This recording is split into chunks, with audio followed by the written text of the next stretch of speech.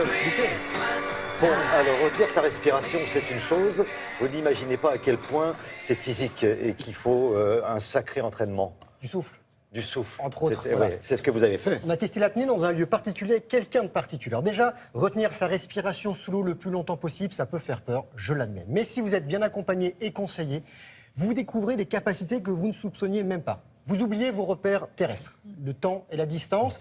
Vous apprenez à écouter votre corps, votre ressenti. Vous réapprenez à respirer, à économiser vos mouvements. En fait, c'est un voyage intérieur avant d'être une aventure sous-marine, l'apnée. Alors, côté sportif, il y a différents types d'apnée, de différentes disciplines, en mer ou en piscine. Alors, le but du jeu, d'aller le plus profond possible, avec ou sans palme, avec un est ou non, de rester le plus longtemps possible sous l'eau, de faire la plus longue distance horizontalement, mais ne jamais faire ça seul. Et comme nous avons fait ça accompagné, nous avons choisi l'un des meilleurs profs, le meilleur prof. Il s'appelle Morgan Bourkis. Il est champion du monde. Sa discipline, c'est le poids constant sans palme. C'est-à-dire qu'il descend à la seule force de ses bras et ses jambes, et il remonte pareil. Voilà. 90 mètres, c'est le record de France, c'est le sien.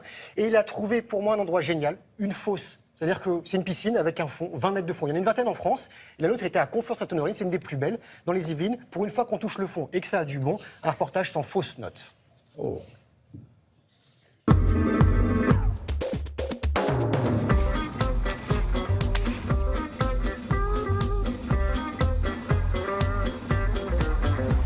Grégoire, Ouais. qu'est-ce que tu fais? Je vais faire l'apnée. Attends, ça marche pas comme ça. Pourquoi? Il faut faire des choses avant.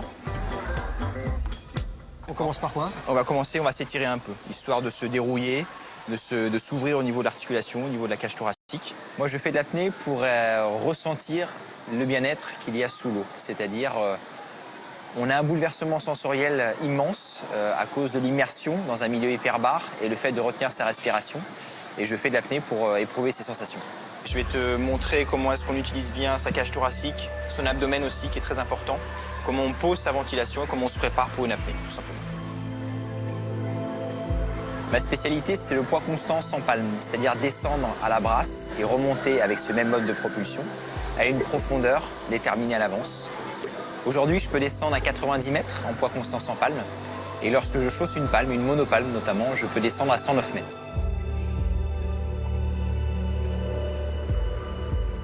On passe à l'apnée pure, apnée statique. Là, on travaille la rétention du souffle. Pas de mouvement, pas de profondeur. On voit juste comment tu vas bien trop lâcher et être à l'aise dans l'eau. Pour l'instant, tu ventiles calmement. Ok.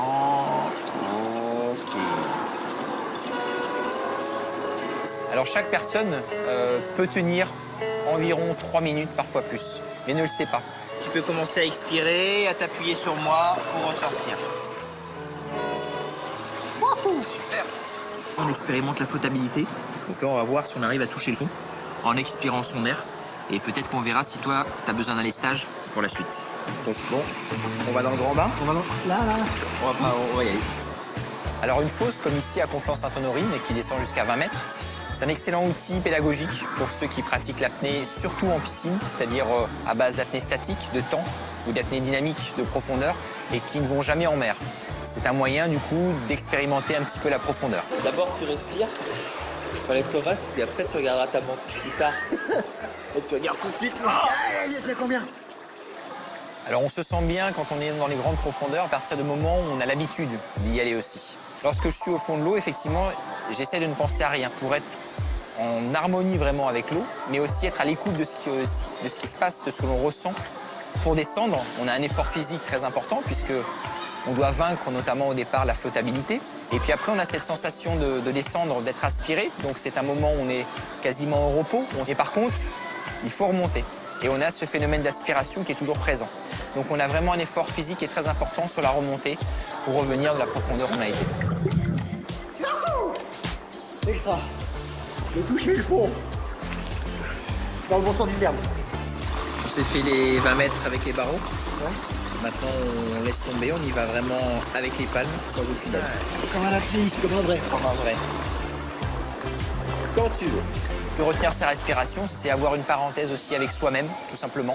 On est coupé un petit peu du monde, on s'écoute soi, on se ressent. Et dans une société aujourd'hui où on est sollicité un peu de partout, c'est quelque chose qui est très bénéfique pour le mental et le bien-être.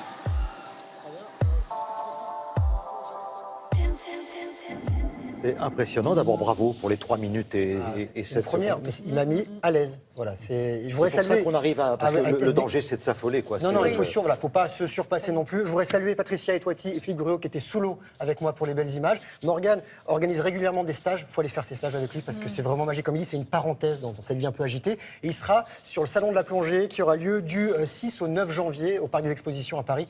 Allez le voir, découvrez l'apnée. Et l'apnée dans ses faux, il y en a une vingtaine en France. C'est vraiment un super moment. Merci Grégoire et de belles fêtes pour vous. Quand on